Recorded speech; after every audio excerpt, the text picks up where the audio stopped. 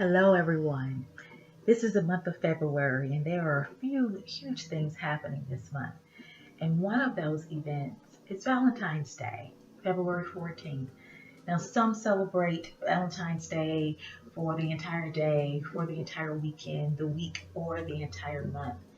Valentine's Day is commonly a time to celebrate and appreciate those we hold dear to our hearts, those we love, we cherish, we value, respect, and we trust.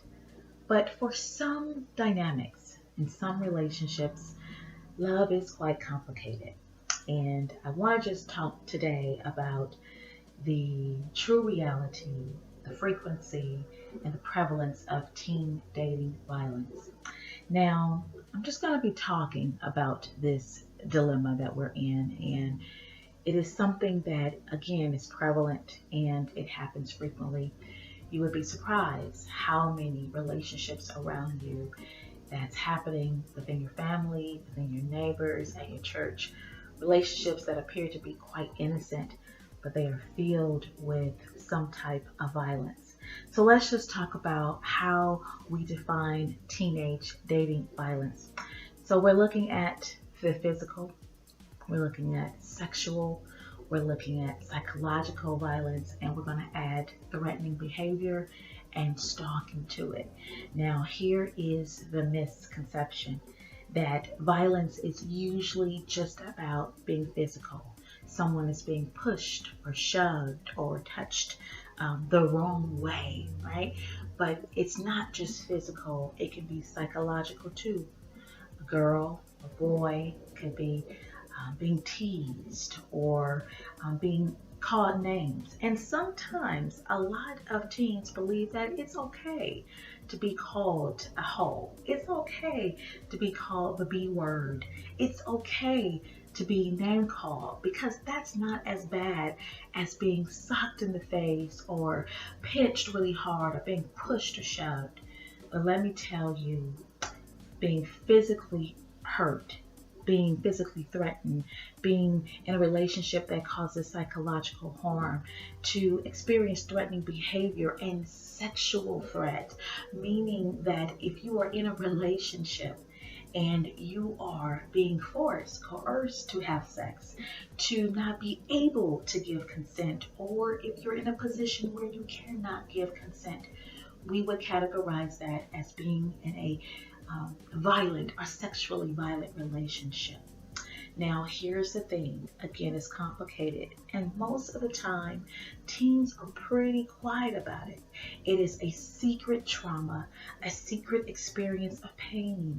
But let me tell you, if you are listening and you are experiencing any of these violent behaviors from your significant other, we are not taking away the fact that you really feel that you are loved, but we are concerned about you. We understand that being in a relationship like this has long lasting effects.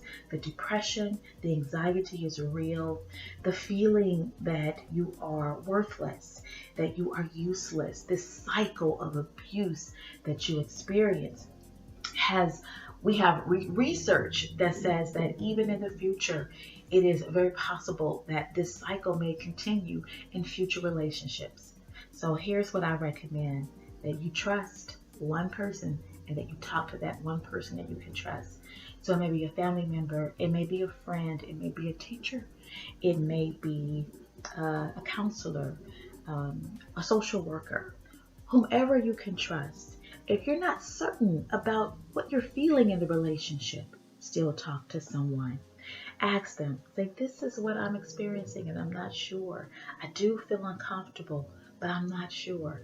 We understand that you can still love them, but perhaps you just need a little more understanding about your self-worth and what constitutes a healthy relationship. So, talk to a trusted friend, call your medical provider. Ask them to be connected to a therapist. Talk to your therapist about it. Find out, explore if you are in a healthy relationship and learn the tools to have a healthy relationship. If you have red flags, if you have this feeling of discomfort, It is worth exploring. I want to also give you a number. It's the National Teen Dating Abuse Hotline, and that number is 1-866-331-9474. I'll repeat it again. It's 866-331-9474. You can call that hotline too and get resources. And maybe you can speak to someone there that you can talk to and just kind of explore the dynamics that you are experiencing. All right. You are worthy. You are worthy of love. You are worthy to be valued, to be in a committed relationship where your personhood is respected. Okay. Thank you.